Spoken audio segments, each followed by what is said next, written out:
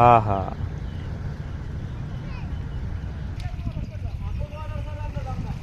দর্শক প্রিয় ভাই বোনেরা, এই ডিজারটা একটি নৌকা তল করে দিছে। এই নৌকাটার মূল্য হলো 2 লক্ষ টাকা। এই নৌকাটা এখন বর্তমানে আটক করা হয়েছে। দর্শক এই নৌকাটি এই বালিকাটার ডিজারটি বর্তমানে আটক আছে।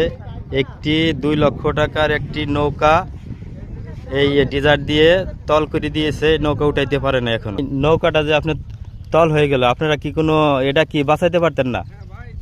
আমরা বাঁচাইম কেমনি? আমরা মনে করেন যদি পাইপ তুলতে কইতো আবার করে তাহলে তুললে বাঁচাইতে পারতাম না, পাইপটা তুলতে গেলে তো অবশ্যই এরা বাইচে যাইতে পারতো।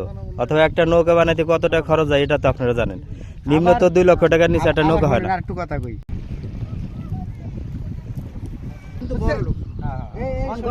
প্রিয় দর্শক, এখন এই ডিজারের মালিক আসতেছে।